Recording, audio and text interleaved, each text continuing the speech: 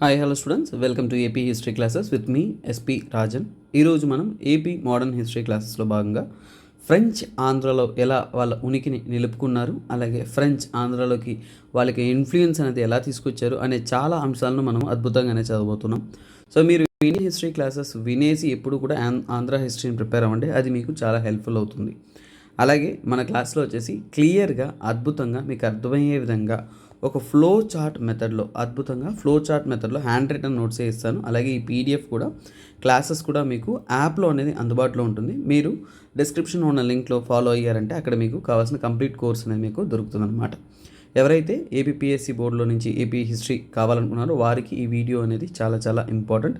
ఎందుకంటే ఈ యొక్క కంటెంట్ అనేది మనం ఒక 6 to 7 మెటీరియల్స్ కంపేర్ చేసి ఏఐ యూస్ చేసి ప్రతి ఒక్కటి యూస్ చేసి తర్వాత హ్యాండ్ రిటన్గా అద్భుతంగా మీకు క్లాసెస్ అనేది నేను తీసిస్తున్నాను అనమాట. సో అందువల్ల this is most valuable classes for AP history.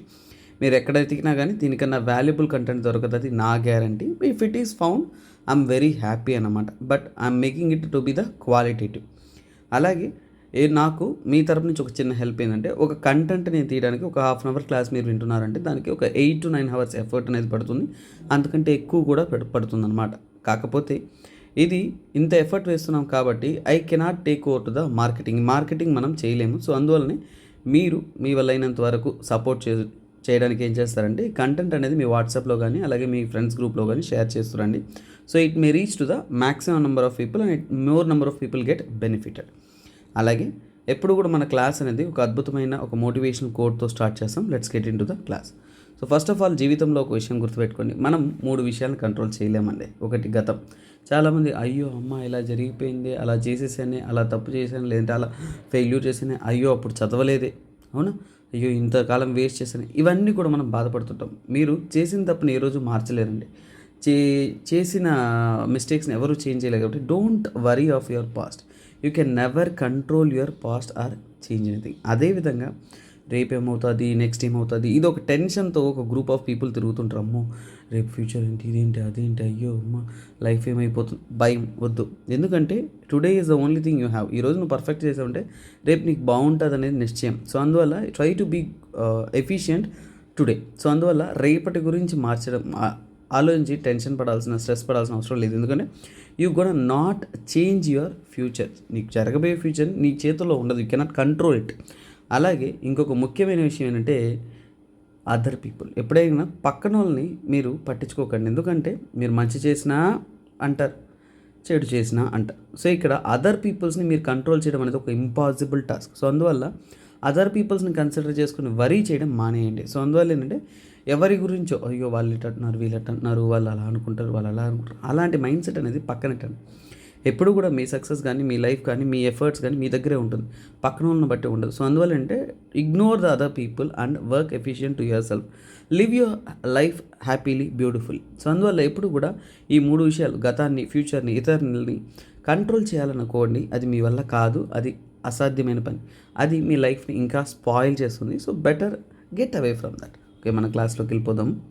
So ఇక్కడ చూడండి, ఫ్రెంచ్ సెటిల్మెంట్స్ ఏపీలో ఎలా, ఎక్కడ, వాళ్ళ యొక్క ప్రభావం ఉందనేది మనము చక్కగా తెలుసుకున్నాం. చాలా చాలా valuable classes, don't miss it. First of all ఏంటంటే ఫ్రెంచ్ ఈస్ట్ ఇండియా కంపెనీ ఏదైతే ఉంటుందో అది చాలా లేట్గా అనేది ఫామ్ అయింది. సో బ్రిటిష్, డచ్, పోర్చుగీస్ వీళ్ళంతా వచ్చారు, వాళ్ళంతా త్వరగా ఫామ్ అయ్యారే, కానీ ఫ్రెంచ్ సెటిల్మెంట్స్ అనేది చాలా చాలా లేట్గా అనేది ఫామ్ అయింది. అలా లేట్గా ఫామ్ అయిన ఫ్రెంచ్ సెటిల్మెంట్స్ గురించి మనము చూడబోతున్నాము. సో ఇక్కడ ఫ్రెంచ్ ఈస్ట్ ఇండియా కంపెనీ ఎప్పుడంటే లేట్గా ఫామ్ అయింది 1664 ఆ టైంలో. ఆ ఫ్రెంచ్ ఈస్ట్ ఇండియా కంపెనీ యొక్క పేరు ఏంటంటే ఫ్రాన్స్లో లా క్యాంపైన్ డెస్ ఇండీస్ అని అంటారు. సో ఇదేంటి వాళ్ళ యొక్క నేమ్ అనమాట. సో లా క్యాంపైన్ డెస్ ఇండీస్. సో పేరు కొద్దిగా విచిత్రంగా ఉంటుంది, మన ప్రొనౌన్సియేషన్లో వేరు ఉండొచ్చండి, ఎందుకంటే ఫ్రెంచ్ మనకు రాదు కదా. సో ఫ్రెంచ్ లాంగ్వేజ్లో ప్రొనౌన్సియేషన్ వేరే ఉండొచ్చు. సో ఈ కంపెనీ ఎప్పుడు ఫామ్ అయింది, ఎలా ఫామ్ అయింది అని తీసుకున్నామంటే 1664లో ఈ కంపెనీ అనేది ఫస్ట్ ఫ్రెంచ్ గవర్నమెంట్ పర్మిషన్తో అనేది ఫామ్ అయింది. ఫ్రెంచ్ ఈస్ట్ ఇండియా కంపెనీగా చెప్తారు. మనకి ఇంగ్లీష్లో అర్థమయ్యే విధంగా నేర్చుకుందామా. So French East India company, లా క్యాంపైన్ డస్ ఇండీస్ మనకంత గుర్తుండదు, బట్ తెలుసుకోవాలి. ఎందుకంటే ఎనీ నేమ్ ఇలాంటి ఒక పేరుతో ఇచ్చారు అంటే then you need to be able to answer అనమాట. సో అందువల్ల మీకు తెలిసి ఉండాలి. సో అలాగే ఈ కంపెనీ అనేది ఫ్రెంచ్ ఈస్ట్ ఇండియా కంపెనీగా అనేది ఫామ్ అయింది. కాకపోతే దీని యొక్క ఫౌండర్ ఎవరంటే జిమ్ కాల్బర్ట్. సో ఇక్కడ ఒక విషయం మీరు చాలా చక్కగా తెలుసుకోవాలి. బ్రిటిష్ కంపెనీ ఎలా ఫామ్ అయింది, ఫ్రెంచ్ కంపెనీ ఫామ్ అయింది అనేది ఒక పెద్ద డీటెయిల్ మీరు యూపీఎస్సీ కానీ లేదంటే గ్రూప్ 1 లెవెల్లో ప్రిపేర్ అవుతున్నప్పుడు అక్కడ మీకు ఇండియన్ హిస్టరీలో క్లియర్గా చెప్తారు. ఇక్కడ ఏంటంటే ఫ్రెంచ్ కంపెనీకి వచ్చేసి గవర్నమెంట్ బ్యాంకింగ్ ఉంటుంది. అంటే ఏంటి బ్యాకింగ్ ఉంటుంది, అంటే గవర్నమెంటే డైరెక్ట్గా స్టేక్ హోల్డర్గా గవర్నమెంటే ఒక కంపెనీని ఫామ్ చేస్తుంది ట్రేడ్ చేయడానికి ఫ్రెంచ్కి. బట్ ఇంగ్లీష్కి ఏంటంటే గవర్నమెంట్ కాదు, కార్పొరేట్. అంటే ఏంటి, ప్రైవేట్గా కొంతమంది ఎవరైతే కార్పొరేట్ ఉంటారో సో వాళ్ళు ఫామ్ చేసిందే సో ప్రైవేట్ అని చెప్పచ్చు. అంటే ఫ్రెంచ్ కంపెనీ అనేది గవర్నమెంట్ కంపెనీ, బ్రిటిష్ కంపెనీ అనేది ప్రైవేట్ కంపెనీ. ఎందుకంటే ఎప్పుడైనా కానీ గవర్నమెంట్ అనేది రిస్క్ తీసుకోదండి, ప్రైవేట్ అనేవాడు ఎప్పుడు కూడా రిస్క్ తీసుకుంటాడు. ఈ రెండు విషయాలు మీరు బాగా అర్థం చేసుకున్నట్టే మళ్ళీ కాన్సెప్ట్లో అది ఎందుకు ఉపయోగపడుతుంది మీకు తెలుస్తుంది అనమాట. 1668లో వచ్చేసి ఈ ఫామ్ అయిన ఈ కంపెనీ అనేది అంటే ఫస్ట్ ఫ్రెంచ్ వచ్చేసి ఫ్యాక్టరీ అనేది స్థాపిస్తారు. ఎక్కడ, సూరత్లో. ఇప్పుడు ఒక విషయం మీరు అర్థం చేసుకోవాలి సార్, వెంటనే వస్తే పర్మిషన్ ఇచ్చేస్తారు అప్పుడంతా కష్టంగా ఉందంటే ఇక్కడ ఏంటంటే మన రాజులకు అలవాటు అయిపోయింది. ఇప్పుడు 100 సంవత్సరాల పైగా పోర్చుగీసు, డచ్, తర్వాత ఒక బ్రిటిష్ వచ్చారు కాబట్టి వాళ్ళకి లాభం తెలిసిపోయింది. సో ఎన్ని కంపెనీలు వస్తే అంత లాభం అనమాట.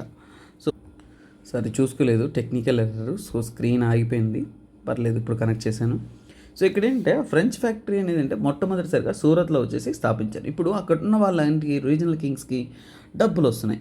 కొంతమంది కొత్త ట్రేడ్ కానీ కొత్త వ్యాపారం చేసినప్పుడు డబ్బులు వస్తున్నాయి కాబట్టి ఫ్రెంచ్కి ఈజీగా వచ్చేసి ఫ్యాక్టరీ అనేది సూరత్లో స్థాపించుకున్నారు. కానీ స్థాపించినా కానీ అక్కడున్న లోకల్ ఎవరైతే బ్రిటిష్ కానీ వీళ్ళంతా కూడా ఖచ్చితంగా ఏంటంటే మంచి సత్సంబంధంతో ఉన్నాడు. ఇప్పుడు ఇంకొక విషయం మీరు తెలుసుకోవాలి, యూరోప్లో పరిస్థితులు ఎలా ఉన్నాయి. యూరోప్లో పరిస్థితులు ఎలా అయిపోయాయి అంటే ఇంతకుముందు పోర్చుగల్, స్పెయిన్ పవర్ఫుల్గా ఉన్నాయి, వాళ్ళంతా కూడా వ్యాపారం చేశారు ఒక 14th సెంచరీలో. కానీ ఇప్పుడు యూరోప్లో ఏమైపోయిందంటే సూపర్ పవర్స్గా రైజ్ అయింది ఎవరంటే ఒకవైపు బ్రిటిష్ సూపర్ పవర్ అయింది, ఫ్రెంచ్ సూపర్ పవర్ అయింది.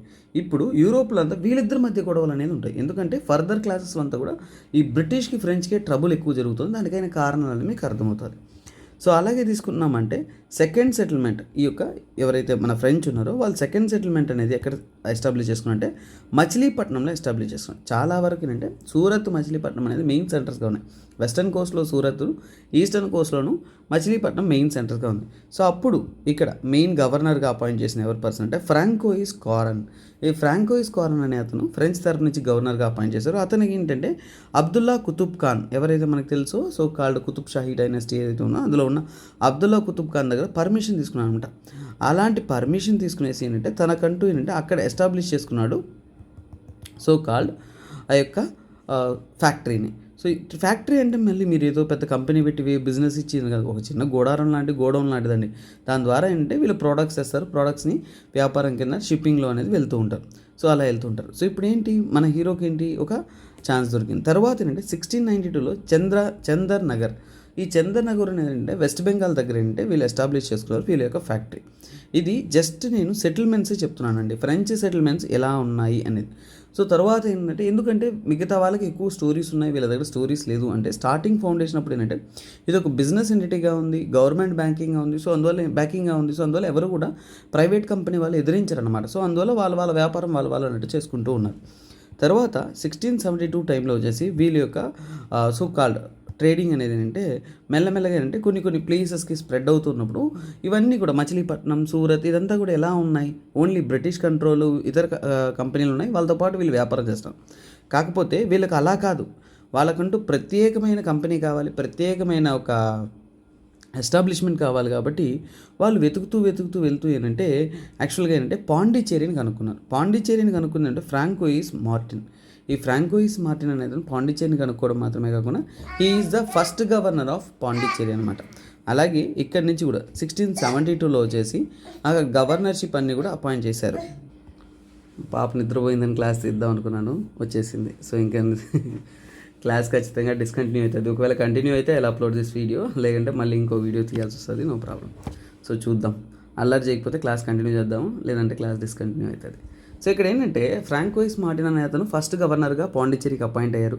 సో అక్కడి నుంచి కూడా ఈ పాండిచ్చేరి ప్రాంతాన్ని వచ్చేసి అక్వైర్ చేసుకున్నాడు. సో ఇదేంటంటే పోర్టుకి అన్నిటికీ అనుకూలంగా ఉంది, బిజినెస్కి అనుకూలంగా ఉంది కాబట్టి ఈ ప్రాంతాన్ని వాళ్ళు తీసుకున్నారు. సో అది ఎలా తీసుకున్నారంటే యాక్చువల్గా ఏంటంటే ఈ ప్రాంతాన్ని వచ్చేసి నవాబ్ ఆఫ్ వలికొండపురం. అతను ఏంటంటే పెద్ద నవాబు కాదు, చిన్న నవాబు అనమాట, నార్మల్ రూలర్. ఆ వలికొండపురంకి చెందిన ఈ నవాబ్ దగ్గర వచ్చేసి అతను పర్మిషన్ తీసుకునేసి అక్కడ ఏంటంటే తన ఫ్యాక్టరీ ఎస్టాబ్లిష్మెంట్ అనేది వస్తారనమాట. వీళ్ళంతా కూడా ఏంటంటే ఆ సుల్తానేట్స్కి అండర్లో ఉండేవాళ్ళు. తర్వాత 1723లో వచ్చేసి వాళ్ళ స్థావరాన్ని వచ్చేసి యానం దగ్గర ఏర్పాటు చేసుకున్నారు. నెక్స్ట్ 1725లో మాహి, తర్వాత ఏంటంటే 1739లో కారైకల్.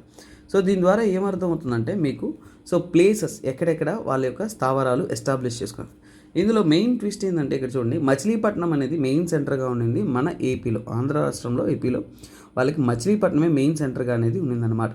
కాకపోతే ఇక్కడ మనం చూస్తున్నప్పుడు 1664 నుంచి కూడా వాళ్ళ యొక్క ఎస్టాబ్లిష్మెంట్స్ అంతా కూడా పీస్ఫుల్గా జరుగుతున్నట్టు కనిపిస్తుంది. కానీ వెనక ఏంటంటే ఒక గ్రడ్జ్ అనేది ఉంటుంది, ఎవరికి, ఫ్రెంచ్కి, బ్రిటిష్కి. ఆ గ్రడ్జ్ అనేది ఫర్దర్గా డెవలప్ అయ్యి ఇది వార్స్గా అనేది స్టార్ట్ అవుతుంది. ఆ వార్సే కర్ణాటిక్ వార్. ఈ కర్ణాటిక్ వార్ మీకు అర్థం అవ్వాలంటే కర్ణాటిక్ రీజియన్ గురించి తెలియాలన్నమాట. సో దాని గురించి తెలుసుకోవడానికి ముందు కొన్ని విషయాలు మనం తెలుసుకోవాలి. ఈ ఫ్రెంచ్కి, బ్రిటిష్కి మధ్య రైవల్రీ ఎలా స్టార్ట్ అయింది. సో ఇక్కడ చూడండి, 1744 నుంచి కూడా 1763 వరకు ఫ్రెంచ్ అండ్ బ్రిటిష్ అనేవాళ్ళు, నేను చెప్పే కదా 16th సెంచరీ 17th సెంచరీ ఆ టైంలో సిచ్యువేషన్స్ వేరు. ఇదేంటి 18వ శతాబ్దం అంటే 1700 నుంచి 1800 వరకు ఏంటంటే మనం ఎప్పుడు కూడా 18th సెంచరీ అంటాం. అలాంటి 18th సెంచరీలో ఏమవుతుందంటే ఫ్రెంచ్కి, బ్రిటిష్కి మధ్య రైవల్రీ అనేది మొదలవుతుంది. ఎందుకంటే వాళ్ళిద్దరూ కూడా సూపర్ పవర్స్ అవుతారు. ఎక్కడ, యూరోప్లో వాళ్ళు సూపర్ పవర్స్ కాబట్టి దే విల్ స్టార్ట్ ఫైటింగ్ అనమాట. సో అక్కడ సూపర్ పవర్స్ అయ్యారు కాబట్టి ఇక్కడ ఇండియాలో ఫైట్ చేయడం స్టార్ట్ చేస్తారు. సరే ఎక్కడ సార్ వాళ్ళిద్దరు గొడవ స్టార్ట్ అయిందంటే ఇదే మీరు అర్థం చేసుకోవాల్సింది. ఏంటంటే మెయిన్ రీజన్ ఏంటంటే ఈ ఫ్రెంచ్కి, బ్రిటిష్కి సమస్య ఎక్కడ మొదలైంది, యూరోప్లో వాళ్ళిద్దరు కొట్టుకుంటున్నారు కాబట్టి అక్కడి నుంచి గొడవను తీసుకొచ్చేసి ఇండియాలో వదిలినారు. సో ఈ ఇండియాలో వదిలేటప్పటికి ఏంటంటే ఇప్పుడు చూడండి 1740స్కి వెళ్ళిపోయాం. అంటే ఏంటి, ఈ మధ్యలో వీళ్ళ వ్యాపారం అనేది అద్భుతంగా కొనసాగింది. ఎవరికి వాళ్ళు బిజినెస్ చేసుకుంటూ ఉన్నారు, అన్ని బిజినెస్ కూడా పవర్ఫుల్ జరుగుతుంది. అలాగే బిజినెస్తో పాటు ఈ బ్రిటిష్ ఒకవైపు, ఫ్రెంచ్ ఒకవైపు ఒకరికొకరు ఇంటర్నల్ విషయాలు ఇన్వాల్వ్ అవ్వడం స్టార్ట్ చేశారు. అంటే రాజులు వీళ్ళంతా ఉన్నారు చూసారు, రూలర్స్, వాళ్ళ మధ్యలో వీళ్ళంతా కూడా ఇంటర్నల్ విషయాల్లో కూడా ఇన్వాల్వ్ అవ్వడం స్టార్ట్ చేసి కొంతమందికి ఫేవరబుల్గా అనేది మార్చుకుంటూ వచ్చారు. ఈ రెండు కంపెనీస్ కూడా ఏంటంటే వాళ్ళకి ఇద్దరికి ఇన్ఫ్లుయెన్స్ అనేది ఈక్వల్ ఫ్యాక్టర్, అంటే సరాసరిగా సమానంగా అనేది ఇద్దరు కూడా నిలిచారు. ఈ టైంకి పోర్చుగీస్, డచ్ వీళ్ళంతకంత పవర్ఫుల్గా లేరు. సో వీళ్ళిద్దరే ఏంటంటే బాగా పవర్ఫుల్గా అనేది మారారు. సో అలా ఉంటున్న వీళ్ళు ఏంటంటే, సో ఎందుకు వీళ్ళిద్దరి మధ్య గొడవ వచ్చిందంటే చూడండి, టెరిటోరియల్ సుప్రీమసీ. సో ఈ ప్రాంతం వరకు నా కంట్రోల్, ఈ ప్రాంతం వరకు నా కంట్రోల్ అనే విధంగా వీళ్ళిద్దరూ కూడా కొన్ని ప్రాంతాలను ఏంటంటే వాళ్ళ గుప్పెట్లో పెట్టుకోవాలనేసి వీళ్ళ మధ్య నేను నువ్వు అనే పోటీ ఇక్కడ మాత్రమే కాదు వరల్డ్ వైడ్ కూడా జరిగిందనమాట.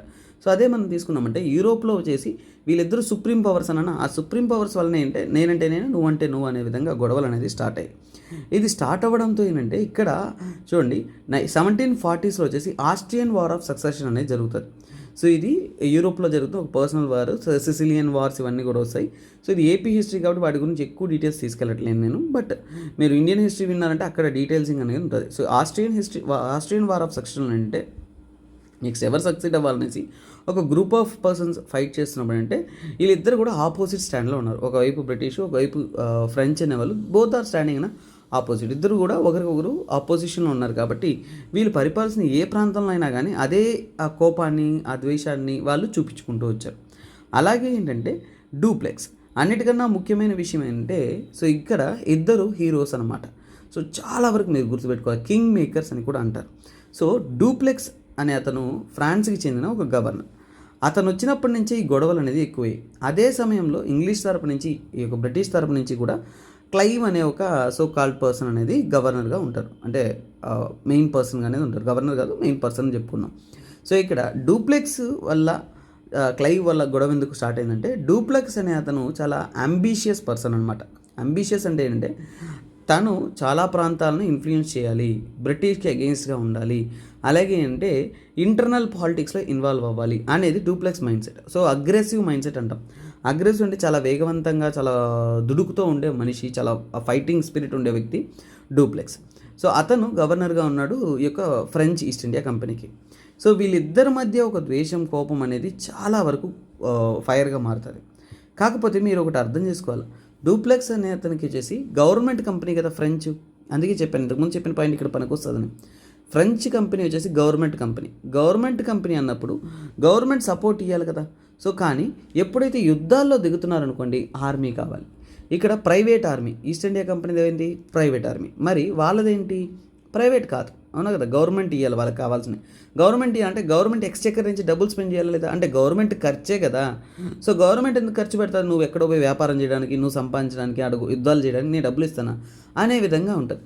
కానీ రాబర్ట్ క్లైవ్ అనే అతను ఏంటి, ఒక కార్పొరేట్ ప్రైవేటు. సో అందువల్ల అక్కడి నుంచి కూడా వాళ్ళ తరపు నుంచి కూడా గవర్నమెంట్ నుంచి కూడా ఫుల్ సపోర్ట్, నువ్వు చేసుకో, నీకు ఇష్టం, నీకు తోచింది చేసుకో, ఎవరితోనో గొడవపడు, ఎవరితోనో నువ్వు సైన్ చేయి, నేను రెడీ, నాకేం ప్రాబ్లం లేదు, మీరు ఏమన్నా చేసుకోండి అనే ఒక ఫ్రీ ల్యాన్స్ అనేది ఇచ్చారు. సో అలాగే కాయిన్ మింటింగ్ కానీ, ప్రైవేట్ ఆర్మీ కానీ అన్నీ కూడా మనకి ఈస్ట్ ఇండియా కంపెనీకి ఇచ్చినారు కదా. సో అది మీకు అర్థం చేసుకోవాలి. సో ఇదే ఒక టర్నింగ్ పాయింట్ అనమాట వీళ్ళిద్దరి మధ్య. సక్సెస్ కానీ ఫెయిల్యూర్ కానీ మెయిన్ టర్నింగ్ పాయింట్ అంటే కంపెనీయే main turning point. French company అనేది ఒక గవర్నమెంటు, ఇంగ్లీష్ కంపెనీ అనేది ఒక కార్పొరేట్ ప్రైవేట్. సో అలాగేనంటే ఈ యొక్క ఫ్యాక్ట్ ఎక్కడ బయటపడుతుందంటే, సో చూడండి నెక్స్ట్ ఇంకా కారణాలు వీళ్ళిద్దరి మధ్య రైవలరీకి వచ్చేసి 1756 నుంచి కూడా 1763 వరకు 7 years వార్ అనేది జరుగుతుంది. ఇవన్నీ కూడా ఏంటంటే అమెరికన్ వార్ ఆఫ్ ఇండిపెండెన్స్కి సంబంధించిన యుద్ధాలు. సో ఈ 7 years వార్ అనేది అంటే యూరోప్లోనూ ఒకవైపు గొడవ పడతారు, ఇంకోటి ఏంటంటే అమెరికాలోనూ గొడవ పడతారు. సో ఈ ఫైట్స్ అనేది ఏంటంటే బ్రిటిష్ సుప్రీమసీని ఎదిరించి ఫైట్ చేస్తూ ఉంటారు. సో ఇది కూడా ఒక కారణమే for the so called rivalry between French and British. ఈ రైవలరీ అనేది ఎక్కడ బయటపడుతుంది, ఫ్రెంచ్కి బ్రిటిష్కి యుద్ధము గొడవలు ఉన్నాయి, ఓకే, అది బయటపడే ఒక ప్లేసే ఈ యొక్క కర్ణాటిక్ వార్ అంటాం. కర్ణాటిక్స్ వార్ అంటే ఏంటంటే ఒక కర్ణాటిక్ అనేది ఒక ప్రాంతం, దాని గురించి నేను డీటెయిల్గా కర్ణాటిక్ వార్స్ గురించి నెక్స్ట్ కంటెంట్ ఉంది, అక్కడ నేను ఇంకా క్లియర్గా ఇస్తాను. ఈ కర్ణాటిక్ వార్స్ ఏంటంటే, సో చూడండి, ఏడవద్దు, ఏం లే క్లాస్ చెప్తున్నా, చిచ్చు ఏడవద్దు.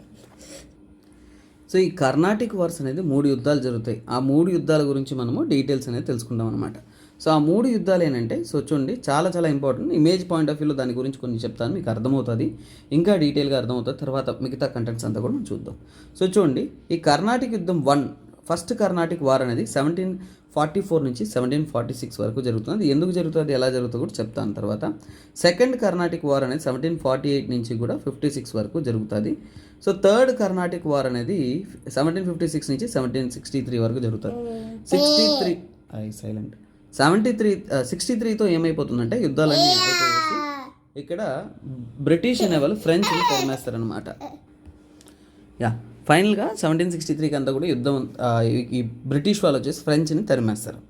సో ఇలా పోతున్న యుద్ధాలకి మెయిన్ కారణం వచ్చేసి రీజనల్ కాన్ఫ్లిక్ట్, ప్రాంతీయంగా ఉంటున్న కొన్ని రాజులు వాళ్ళ మధ్య ఉన్న సమస్యలు. సో ఇది అర్థం అవ్వాలంటే మీకు ఈ యొక్క ప్రాంతాలు కూడా మీకు అర్థం అవ్వాలన్నమాట. సో రీజనల్ మ్యాప్ ఇది చాలా ఇంపార్టెంట్. ఒక మ్యాప్ స్టడీ తర్వాతనే ఈ కింగ్డమ్ అంతా కూడా మీకు అర్థమవుతుంది. Let me take you in detail format. So ఇక్కడ చూడండి, సో ఫస్ట్ ఆఫ్ ఆల్ అంటే ఇది southern part of India. Southern part of ఇండియాలో చూడండి ఈ ప్రాంతాన్ని, ఈ యొక్క కృష్ణానదిని చూసారా, ఈ కృష్ణానదికి ఇటు సైడ్ ఉన్న ప్రాంతం అంతా కూడా నార్థన్ సిర్కార్ అంటారు. మళ్ళీ గుర్తుపెట్టుకోండి, ఈ మ్యాప్ మళ్ళీ రాదు, ఇది చాలా ఇంపార్టెంట్. నార్థన్ సిర్కార్ అని అంటారు ఈ ప్రాంతం. ఈ ప్రాంతం ఎవరి కంట్రోల్లో ఉంది బాగా చూడండి, నిజామ్స్. సో చూసారా ఇక్కడ నిజామ్స్ కంట్రోల్లో ఉంది. సో ఇదంతా కూడా ఏంటి, నిజామ్స్ కంట్రోల్లో ఉంది. సో ఇక్కడ నిజామ్స్ ఉన్నారా, అర్థమైందా? So clear. తర్వాత ఏంటంటే ఇక్కడ ఈ ప్రాంతం అంతా కూడా మరాఠాస్ ఉంటారు, ఓకేనా. సో మరాఠాస్ ఉంటారు. తర్వాత ఏంటంటే ఇక్కడ మనం చూసామంటే ఇక్కడ మైసూర్ స్టేట్ ఉంటుంది. ఈ మధ్యలో ఏంటి, మైసూర్ స్టేట్ అనేది ఉంటుంది. టిప్పు సుల్తాన్, హైదర్ అలీ ఉన్నారు కదా, వాళ్ళు పరిపాలించింది. తర్వాత ఇక్కడ మలబార్ ఉంటుంది. తర్వాత ఇక్కడ ట్రావంకోర్ ఉంటుంది. ఇవి ఎందుకు అర్థం అవ్వాలంటే ఫర్దర్గా మీరు ఇండియన్ హిస్టరీ చదువుతున్నాం కానీ అక్కడ కూడా మీకు ఈ కాన్సెప్ట్స్ అనేది చాలా క్లియర్గా అర్థం అవ్వాలి. తర్వాత ఇక్కడ సౌత్ ఈస్టర్న్ పార్ట్ ఇది చూసారా, దీన్నే కర్ణాటిక్ అంటారు. కర్ణాటిక్ ప్రాంతం అంటే ఇదే, ఈ రీజియనే కర్ణాటిక్. చుట్టూ ఎవరెవరు ఉన్నారు చూడండి కర్ణాటిక్కి. ఒకవైపు నార్త్లో ఎవరున్నారు, నిజాములు ఉన్నారా, వాళ్ళ నుంచి థ్రెట్ట. తర్వాత ఏంటి, ఒకవైపు మైసూర్ ఉందా, వాళ్ళ నుంచి థ్రెట్ట. ట్రావంకూర్ పక్కన ఉండడం, వాళ్ళ కింద బిలో ఉన్నారు కాబట్టి పెద్ద ప్రాబ్లం ఏం లేదు. సో మొత్తానికి ఏంటంటే ఇది కర్ణాటిక్ ప్రాంతం. ఈ ప్రాంతంలో మెయిన్గా ఇంపార్టెంట్ సెంటర్స్ ఎందుకు కర్ణాటిక్ ప్రాంతంలో ఎందుకు కర్ణాటిక్ యుద్ధాలు ఎందుకు జరిగిందంటే, ఒకవైపు ఒకవైపు ఫ్రెంచ్ కానీ ఒకవైపు ఇంగ్లీష్ కానీ వాళ్ళ డామినెంట్ చూపించాలనుకున్నాను. ఎందుకంటే ఇంగ్లీష్ వాళ్ళకి బ్రిటిష్ వాళ్ళకు మెడ్రాస్ అనేది ఒక మెయిన్ సెంటర్, అది కర్ణాటిక్ ప్రాంతంలోనే వస్తుంది. అలాగే చూడండి పాండిచ్చేరి అనేది ఎవరికి, ఫ్రెంచ్కి అనేది చాలా ఇంపార్టెంట్ ప్లేస్ అనమాట. ఈ రెండు కూడా ఎక్కడ వస్తుంది, they both are coming in the so called Carnatic region. అదే సమయంలో ఇక్కడ చూడండి ఆర్కాట్ ఉందా, సో ఇక్కడ ఆర్కాట్ ఉంటుంది. అంటే ఇట్ ఈ centre between Madras and Pondicherry. ఒక రకంగా తీసుకున్నా అంటే మెడ్రాస్కి పాండిచ్చేరికి ఒక మిడిల్ ఆర్డర్లో ఉంటుంది మన యొక్క ఆర్కాట్. ఎందుకు ఆర్కాట్ చెప్తున్నా అంటే Arcot is the capital. So ఈ కర్ణాటిక్ కింగ్డమ్స్కి క్యాపిటల్ ఏదంటే ఆర్కాట్. సో దీని ఆర్కాట్ కింగ్డమ్ అని కూడా అంటారు. సో ఇంకో ఇమేజ్ అనేది మీకు చూపిస్తాను, మళ్ళీ ఒక క్లారిటీ అనేది మీకు అర్థమవుతుంది. ఎందుకంటే ఇది టైం స్కేల్ అండి. టైం స్కేల్ అంటే ఏంటంటే కాలంతో పాటు మారుతుందన్నమాట. సో ఇది ఓల్డ్, ఇది న్యూ అన్నట్టు లేటెస్ట్ అండి. ఇది ఓల్డ్ అండి. ఈ మ్యాప్ అనేది చూపిస్తాం కదా, ఇది చాలా ఓల్డ్ మ్యాప్. తర్వాత మనం తీసుకున్నప్పుడు ఏంటంటే ఇక్కడ ఇది లేటెస్ట్ అంటే అడ్వాన్స్. ఇది ఏ ఇయర్ అంటే వెయిట్ చేంజ్ చూపిస్తాం 1746 నుంచి 60, అంటే ఏదైతే యుద్ధాలు జరిగాయో ఆ సమయంలో అనమాట. సో ఇక్కడ చూడండి దిస్ పార్ట్ ఆర్కాట, అదే మన కర్ణాటక. ఎస్, గుర్తుందా? తర్వాత సెంట్రల్లో మైసూర్ ఉందా స్టేట్, ఇక్కడ మలబారు, ట్రావంకూరు, తర్వాత చూడండి ఇక్కడ కూర్గ్ అనేది ఉంటుంది. సో ఇది జస్ట్ ఇగ్నోర్ చేయండి, నో ప్రాబ్లం. బట్ ఇక్కడ నిజాముల కంట్రోల్లో ఏవేవి ఉన్నాయి? నార్థన్ సిర్కార్స్. ఈ పాయింట్ మళ్ళీ మళ్ళీ చెప్తున్నాను, నార్థన్ సిర్కార్స్. ఎందుకంటే మన తెలుగు రాష్ట్రాల్లో ఫ్రెంచ్ ప్రభావం కానీ ఇంగ్లీష్ ప్రభావం కానీ ఎలా మారిందనేది ఈ నార్థన్ సిర్కార్స్ ప్రాంతాన్ని మీరు చదివితేనే అర్థమవుతుంది. సో కర్ణాటక కూడా చదవాలి, ఎందుకంటే సదర్న్ మోస్ట్ ఆఫ్ ఆంధ్ర అనేది ఎక్కడ ఉంది? ఆర్కాట్ కంట్రోల్లో ఉంది కాబట్టి దాని గురించి తెలుసుకోవాలన్నమాట. సో తర్వాత ఏంటంటే మరాఠాస్ గురించి కూడా తెలుసుకోవాలి మనము. సో ఇది ఏంటి? South India map. ఇందులో ఆంధ్ర అనేది ఇప్పుడు ఏంటి? ఒకవైపు నిజాంలు ఇప్పుడున్న ప్రస్తుతం ఉన్న తెలంగాణ ప్రాంతం మ్యాక్సిమం వాళ్ళ కంట్రోల్లో ఉంది. నార్థన్ సిర్కార్స్ అనేది నిజాం కంట్రోల్లో ఉంది. సదర్న్ మోస్ట్ పార్ట్ ఆర్కాట్ అంటే కర్ణాటిక్.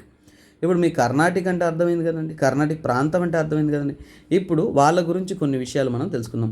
ఈ కర్ణాటక అంటున్నారు కదా, సో ఆ పర్సన్స్ గురించి వాళ్ళ గురించి మనం కొన్ని విషయాలు చక్కగా తెలుసుకుందాం. సో చూడండి, ఫస్ట్ ఆఫ్ ఆల్ ఏంటంటే కర్ణాటిక్ వార్ 1.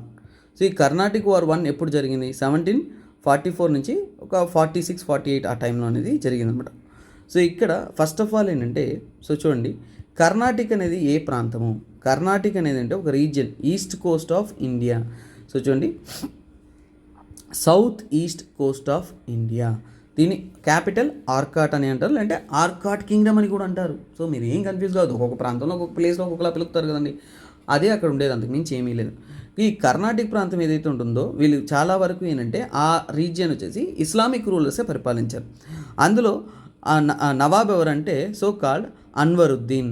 ఈ అన్వరుద్దీన్ అనే అతను, నేను చెప్పాను కదా మళ్ళీ పొలిటికల్ ఇష్యూస్ ఎందుకంటే మళ్ళీ గుర్తుపెట్టుకొని, మెడ్రాస్ అనేది బ్రిటిష్ ఉన్నారు, పాండిచేరిలో ఫ్రెంచ్ ఉన్నారు, ఒకరికొకరు యూరోప్లో పవర్ఫుల్లా కాదని ఫైట్ జరుగుతుంది. కాబట్టి ఇక్కడ ఇండియాలో కూడా ఫైట్ జరుగుతుంది. యాక్చువల్గా ఈ స్టోరీ వెనక్కి వెళ్ళానంటే దోస్త్ అలీ అని ఒక వ్యక్తి ఉంటాడు, అతనే రూలర్గా ఉంటాడు. అతను చనిపోయిన తర్వాత ఏంటంటే నేనంటే నేను, నువ్వంటే నువ్వు అనేసి ఒక ఇద్దరు పోటీ పడుతూ ఉంటారు. అందులో అన్వరుద్దీన్ ఒకరు, ఇంకొకరు చందా సాహెబ్. కాకపోతే చందా సాహెబ్ ఏమవుతుందంటే మరాఠాస్తో యుద్ధం చేసినప్పుడు అంటే మరాఠాస్ చందా సాహెబ్ని అరెస్ట్ చేసి తీసుకెళ్ళిపోతారు. అరెస్ట్ చేసి తీసుకెళ్ళి ఒక 5-6 సంవత్సరాల పైన జైల్లో ఉంచుతారు. సో ఇప్పుడు అన్వరుద్దీన్ పోటీ లేదు కదా, కానీ అన్వరుద్దీన్ ఎవరు సపోర్టు? British support. ఆ చందా సాహెబ్ సపోర్ట్ చేసేది ఎవరంటే ఫ్రెంచ్. ఇప్పుడు చందా సాహెబ్ని వచ్చేసి అక్కడి నుంచి రిలీజ్ చేస్తారు. ఎక్కడ? మరాఠాస్ కొంతకాలం తర్వాత ఏం పెట్టుకొని ఏం చేద్దాం, పో మీ ఊరు పోయి ఏదో గొడవపడతా పొడవు అనేసి వదిలేస్తారు. అలా పంపించిన చందా సాహెబ్ వచ్చిన తర్వాత వీళ్ళిద్దరి మధ్య ఫైట్ అనేది జరుగుతుంది. వీళ్ళిద్దరి మధ్య ఫైటే, కాకపోతే సపోర్ట్ ఏంటంటే ఆర్మీ కావాలి కదా, వీళ్ళ దగ్గర సరైన టెక్నాలజీ ఆర్మీ లేదు. కాబట్టి అన్వరుద్దీన్కి బ్రిటిష్ సపోర్ట్ చేస్తారంటే ఆర్మీ ఎవరు సప్లై చేస్తారు? బ్రిటిష్ సప్లై చేస్తారు, అవునా కదా? సో అలాగే చందా సాహెబ్కి ఎవరు ఇస్తారు? ఫ్రెంచ్ సప్లై చేస్తారు. అలాగే ఉంటుంది సిస్టమ్. కాకపోతే ఇప్పుడు వీళ్ళిద్దరి మధ్య యుద్ధానికి అసలైన కారణాలు ఏంటి, ఆ కర్ణాటిక్ వార్ 1 జరగడానికి బ్యాక్గ్రౌండ్ ఏంటి అని మనం తీసుకుంటున్నామంటే, సో ఫస్ట్ ఆఫ్ ఆల్ ఏంటంటే చూడండి ఆస్ట్రియన్ వార్ ఆఫ్ సక్సెషన్ అంటాం. ఆస్ట్రియన్ వార్ ఆఫ్ సక్సెషన్ ఎక్కడ జరిగిందంటే ఇక్కడ కాదు, ఇక్కడ 1740 నుంచి కూడా 1748 వరకు ఒక 1740 టైమ్స్లో వచ్చేసి ఆస్ట్రియన్ వార్ ఆఫ్ సక్సెషన్ యూరోప్లో జరుగుతుంది. ఫ్రెంచ్ బ్రిటిషు ఎక్కడ గొడవ పడుతున్నారు? యూరోప్లో గొడవ పడుతున్నారు. ఆ కోపాన్ని తెచ్చి మన ఇండియాలో చూపించుకున్నారు ఒకరు మహాన ఒకరు. అలాగే అన్వరుద్దీన్, సో ఒకవైపు వచ్చేసి అన్వరుద్దీన్ ఉన్నాడు, అతనికి సపోర్ట్ చేసింది ఎవరంటే బ్రిటిష్. సో ఇక్కడ రాజ్యంలో కూడా ఒక రాజు ప్రశాంతంగా ఉంటాడంటే లేదు, అతనికి ఇంకో రాజు పోటీ ఉంటూనే ఉంటాడు. అలాగే ఈ అన్వరుద్దీన్కి సపోర్ట్ బ్రిటిషు, అతనికి కాంపిటీషన్ ఎవరంటే చందా సాహెబ్. సో ఫ్రెంచ్ బ్రిటిషు ఒకరికొకరు వేరే వాళ్ళని సపోర్ట్ చేస్తూ వీళ్ళిద్దరు కూడా నువ్వు పో వద్దని, నేను మనుషులు, నేను ఆర్మీ ఇస్తాను కొట్టు అన్నట్టు ఇస్తూ ఉన్నారు. అలాగే ఏంటంటే ఇక్కడ ఇంకొక విషయం ఏంటంటే బిట్రేయల్ ఆఫ్ మొరీషియస్ చెందిన లబార్నస్ అనే ఒకతుంటాడు. సో అతను బిట్రేయల్ కూడా, ఇవన్నీ అర్థమవ్వాలంటే ఒక విషయం ఏంటంటే డూప్లెక్స్. సో డూప్లెక్స్ ఏమనుకున్నాడంటే ఎలాగైనా కానీ ఈ అన్వరుద్దీన్ని ఓడించేసి ఈ యొక్క కర్ణాటిక్ రాజుని చందా సాహెబ్ చేసేస్తా అంటాడు. సో దానికోసం ఏంటంటే ఈ వీక్నెస్ కొన్ని ఉంటాయి కదా, వాటిని ప్లాన్ చేసి యూజ్ చేసుకోవడం. అలాగే మెడ్రాస్ ఏదైతే ఉంటుందో బ్రిటిష్ చేతిలో ఉంది కదా, సో ఆ బ్రిటిష్ చేతిలో ఉండే మెడ్రాస్ని తను ఆక్యుపై చేయాలనుకున్నాడు, ఎలాగైనా దాన్ని కబ్జా చేయాలని చూసుకుంటున్నాడు. సో ఇవన్నీ కారణాలు, ఇవన్నీ వాళ్ళ అంబిషియస్నెస్ అనేది కారణాలు యుద్ధానికి దారితీసింది. సో యుద్ధంలో ఏం జరిగింది, యుద్ధం జరుగుతుంది కానీ యుద్ధంలో ఏం జరిగిందంటే ఫస్ట్ వచ్చేసి డూప్లిక్స్ వచ్చేసి సెయింట్ జార్జ్ ఫోర్ట్. నేను బ్రిటిష్ చెప్పేటప్పుడు చెప్పాను, మెడ్రాస్లో మొట్టమొదటిసారిగా వాళ్ళ మద్రాసు పట్టణంలో ఫస్ట్ కన్స్ట్రక్ట్ చేసే ఫోర్ట్ ఏదంటే ఈ సెయింట్ జార్జ్ ఫోర్ట్. అంటే హెడ్ క్వార్టర్స్ ఆఫ్ మెడ్రాస్, అంటే మెడ్రాస్కి వాళ్ళ హెడ్ క్వార్టర్స్. అంటే ఎప్పుడైతే ఈ డూప్లెక్స్ వచ్చేసి ఈ సెయింట్ జార్జ్ ఫోర్ట్ని క్యాప్చర్ చేసుకుంటారో సో వాళ్ళ రాజ్యం అనేది పడిపోయినట్టు. అవునా కదా, ఎందుకని మెడ్రాస్ అనేది బ్రిటిష్ చేతిలో ఉంది, అది ఎవరి హ్యాండ్ ఓవర్కి వెళ్ళిపోయింది ఇప్పుడు, went to the hands of our so called French. So ఎప్పుడైతే ఇది చేశారో ఇక్కడ మనకి తగ్గేదే లేదు. ఎవరికి, బ్రిటిష్ ఒప్పుకుంటారా, ఒప్పుకోరు. యాక్చువల్గా ఈ అంతా కూడా అన్వరుద్దీన్ కదా సో రాజు. సో ఇదంతా కూడా ఎలాగైతే ఈ సెయింట్ జార్జ్ ఫోర్ట్ని తీసుకుంటారంటే దానికి జరిగిన యుద్ధం పేరే బ్యాటిల్ ఆఫ్ సెయింతోమ్.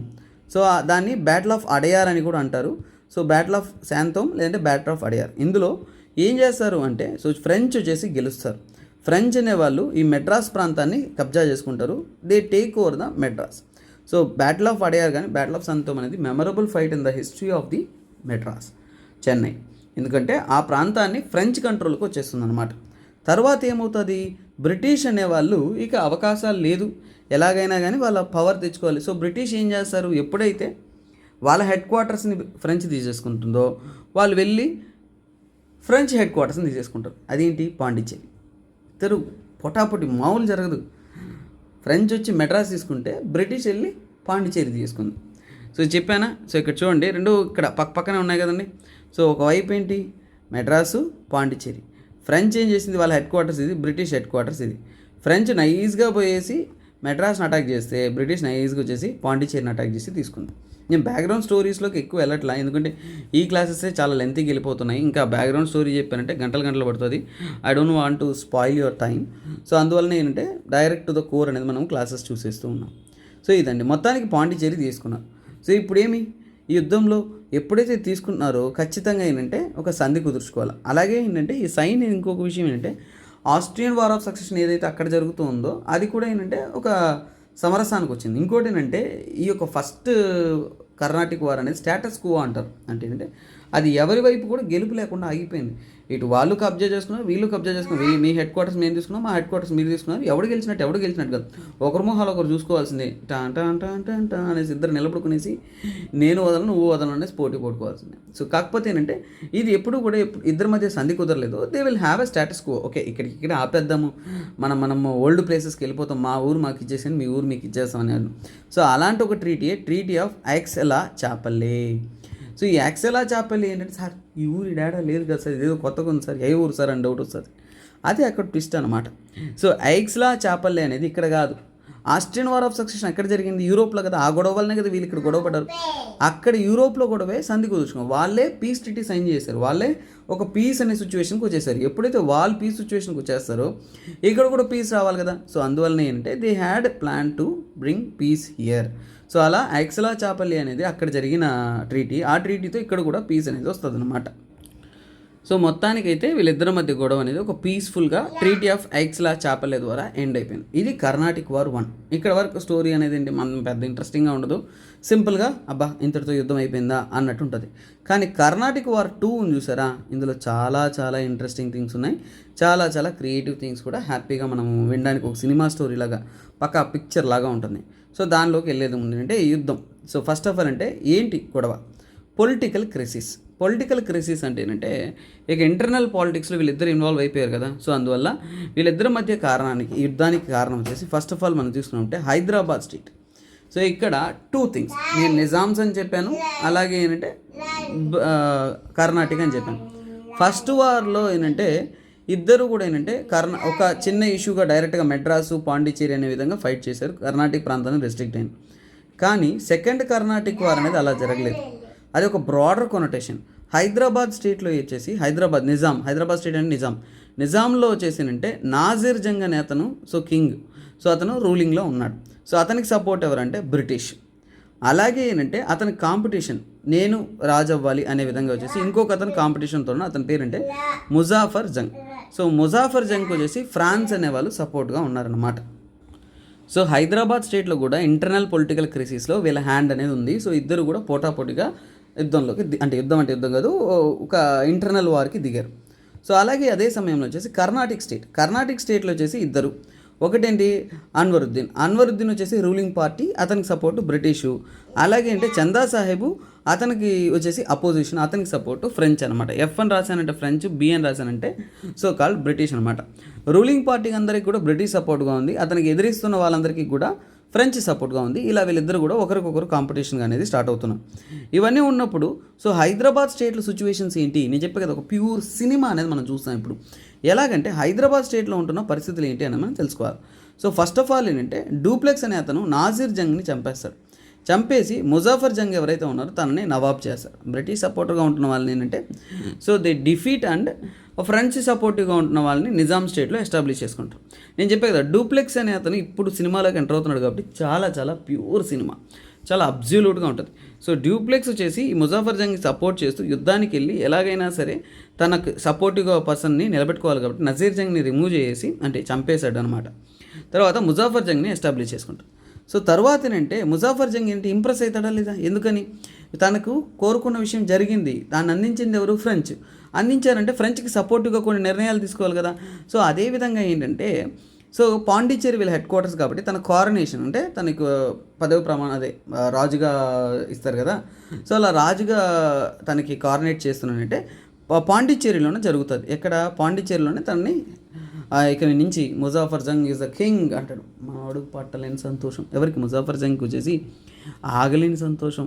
అబ్బా రాజు అయిపోయాము, ఇంక మనకి తోపు, మనల్ని ఎవరు ఆపలేరు అనేసి సంతోషం వెర్ర వీగిపోయాడు.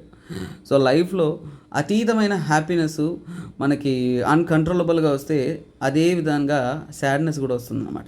అదేంటో చెప్తాను. ఫస్ట్ ఆఫ్ ఆల్ అంటే ఈ దివిసీమ, సో మన ఈ పాయింట్ గుర్తుపెట్టుకోండి. తర్వాత ఏపీ ఫ్రెంచ్ ఇష్యూస్ ఉంటాయి చూసారా, అవన్నీ మీకు చాలా బాగా అర్థం అవడానికి ఇది వెళ్ళిపోతుంది. ముజాఫర్ జంగ్ ఏం చేశారంటే ఈ యొక్క నార్థన్ సిర్కార్ ప్రాంతాలు ఉంటాయి చూసారా, ఈ దివిసీమ అవన్నీ కూడా సో కాల్డ్ యానం కానీ మచిలీపట్నం కానీ ఇంకా దివిసీమ ప్రాంతాలు ఏవైతే ఉన్నాయో అన్నిటినీ కూడా దివానీ రైట్స్ కింద మన డూప్లెక్స్కి ఇచ్చేస్తాడు. అంటే ఇక నుంచి ఫ్రెంచ్ వాళ్ళు మీరు దీన్ని అడ్మినిస్టర్ చేసుకోండి, మీరు ముందుగుండి అటు నుంచి మనీ కలెక్ట్ చేసి అంతా చూస్తే మీకు హ్యాండ్ ఓవర్ చేస్తాను అదే విధంగా ఇస్తారు. సో ఇప్పుడు మళ్ళీ బాగా చూడండి, ఇప్పుడు మళ్ళీ ఒకసారి నేను మ్యాప్ మీకు చెప్తాను, సో మీకు మరింత క్లియర్గా అర్థం అవ్వాలా. సో ఎందుకంటే చూడండి ఇప్పుడు నిజాముల్లో ఇక్కడ ముజాఫర్ జంగ్ వచ్చాడు, సో ఫ్రెంచ్ సపోర్టర్ కాబట్టి సో ఈ నార్థన్ సిర్కార్ ప్రాంతాన్ని ఎవరికి ఇచ్చారు, ఫ్రెంచ్కి అనేది ఇచ్చారు. ఈ నార్థన్ సిర్కార్ ప్రాంతంలో మెయిన్ సెంటర్స్ ఏంటి, మచిలీపట్నం మెయిన్ సెంటర్ చాలా ఇంపార్టెంట్. మచిలీపట్నం అనేది తూర్పు తీర ప్రాంతంలో వన్ ఆఫ్ ద ఇంపార్టెంట్ ప్లేస్గా ఉంది. సో మచిలీపట్నం కూడా ఫ్రెంచ్ కంట్రోల్కి వెళ్ళింది. అదే టైంలో వచ్చేసి ఇక్కడున్న యానం కూడా అంటే ఫ్రెంచ్ కంట్రోల్కి వెళ్ళింది అనమాట. సో ఫ్రెంచ్ ఎప్పుడైతే ఈ తీర ప్రాంతాలను కంట్రోల్ చేస్తున్నారో ఇప్పుడు బ్రిటిష్కి ఒక మెడ్రాస్ మాత్రమే ఉంది, కానీ ఫ్రెంచ్కి పాండిచ్చేరి ఉంది, అలాగే నార్థన్ సిర్కార్స్ ఉన్నాయి. సో ఫ్రెంచ్ అనే వాళ్ళు పవర్ఫుల్ అయిపోయారు. డూప్లెక్స్ ఉన్నంత వరకు ఫ్రెంచ్కి అడ్డోదుపు లేదండి. He is the only strong person able to establish the Kingdom అనమాట. అంత స్ట్రాంగ్ అనేది అతను ఉన్నాడు. సో కాకపోతే ట్విస్ట్ ఎక్కడ వస్తుందంటే సో అన్నీ ఇచ్చాడా, సంతోషంగా ఉన్నాడా, కాకపోతే మన పార్టీ ముజాఫర్ జంగ్ పోయే దారంతా కూడా చాలా పార్టీ కడప పక్కన లక్కిరెడ్డిపల్లి అనేది ఒక రీజియన్స్లో వచ్చేసి భయంకరమైన పార్టీ పెట్టుకున్నాడు. ఎలాంటి పార్టీ అంటే ఇంకా బీభత్సం అనుకోండి. అలా ఒక 40 రోజుల దాకా పార్టీ, మందు, అమ్మాయి అంతా మోహం ఎంజాయ్ చేస్తూ ఉన్నాడు. సో అలా ఉన్నప్పుడు కడప దగ్గర ఏంటంటే అతన్ని మర్డర్ చేశాడు అబ్దుల్ నబీ ఖాన్ అనమాట, లగ్గిరెడ్డిపల్లి దగ్గర. సో ఎందుకంటే ఇతను చంపింది కూడా నజీర్ జంగ్ కదా, నజీర్ జంగ్కి సింపథైజర్ ఉంటారు కదా. సో అలా నజీర్ జంగ్కి సింపథైజర్గా ఉంటారు. అతను ఏంటంటే ఇతని మీద ప్రతీకారం తీసుకునే విధంగా అంటే హీ విల్ కిల్ హిమ్ అనమాట. ఎందుకంటే కడప అనేది ఆ టైంలో వచ్చేసి న్యూట్రల్ సుల్తానేట్ అండర్లో ఉంటుంది. సో అందువల్ల అంటే they kill him. So Abdul Nabi Khan వచ్చేసి లక్కిరెడ్డిపల్లి దగ్గర వచ్చేసి మన ముజాఫర్ జంగ్ని చంపేశారు. అరే బాబు మళ్ళీ ఫ్రెంచ్ పవర్ఫుల్ ఇప్పుడే అయింది, మళ్ళీ పవర్ పోయింది అనిపించేసి.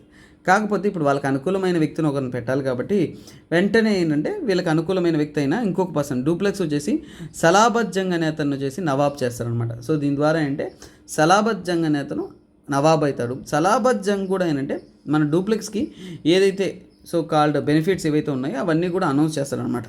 సో ఆ విధంగా ఏంటంటే హెల్ప్ఫుల్గానే ఉంటాడు మన సలాబత్ జంగ్ కూడా. కాకపోతే ఏంటంటే ఎందుకంటే రాజ్ చేసిందే మన డూప్లెక్స్ కదా. సో ఇది తర్వాత ఈ కర్ణాటిక్ ప్రాంతాల్లో సిచ్యువేషన్స్ ఎలా ఉందంటే 1749లో వచ్చేసి బ్యాటిల్ ఆఫ్ అంబూర్ జరుగుతుంది. అందులో ఏంటంటే సో చూడండి మళ్ళీ ఇక్కడతో మీకు హైదరాబాద్ స్టేట్ అయిపోయింది. మళ్ళీ దీన్ని కన్ఫ్యూజ్ చేసుకోకండి, చాలా క్లియర్గా మాట్లాడుతున్నాను.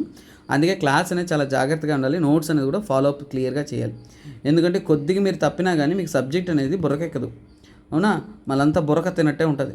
సో ఇక్కడ చూడండి డూప్లెక్స్ వచ్చేసి సలాబత్ జంగ్ను వచ్చేసి నవాబ్ చేసేసాడు. ఇక్కడతో ఏమైపోయింది, నిజాం కథ అయిపోయింది. ఇప్పుడు కర్ణాటిక్ ప్రాంతాల్లో అంటే సదర్న్ మోస్ట్ ప్రాంతాల్లో ఉన్న పరిస్థితి అండి. 1749లో వచ్చేసి బ్యాటిల్ ఆఫ్ అంబూర్ జరుగుతుంది. అక్కడ చందా సాహిబ్ ఒకవైపు ఫ్రెంచ్ సపోర్ట్ చేసిన చందా సాహిబ్ ఒకవైపు, ఇంకోవైపు అంటే అన్వరుద్దీన్ ఎవరైతే బ్రిటిష్ సపోర్ట్ చేశారు. ఈ అన్వరుద్దీన్ ఎగేసుకుంటూ వెళ్ళి చచ్చిపోతాడు అనమాట. ఆ యుద్ధంలో చనిపోయిన తర్వాత అంటే ఇప్పుడు ఎవరిదే అప్పర్ హ్యాండ్, చందా సాహిబ్దే అప్పర్ హ్యాండ్ అనమాట, అంటే ఫ్రెంచ్దే అప్పర్ హ్యాండ్. సో అలా ఉన్నప్పుడు చందా సాహిబ్ ఏం చేస్తాడంటే he will become the Nawab of Carnatic. మన కర్ణాటిక్ ప్రాంతానికి నవాబ్గా చందా సాహెబ్ అయిపోతాడు. ఇప్పుడు ఏంటి నిజాములకి ఏంటి బాగా చూసారంటే హైదరాబాద్ స్టేట్లోనూ ఎవరు పవర్ఫుల్గా ఉన్నారు, ఫ్రెంచ్, వాళ్ళ ఎస్టాబ్లిష్మెంట్స్ చేసుకున్నారు.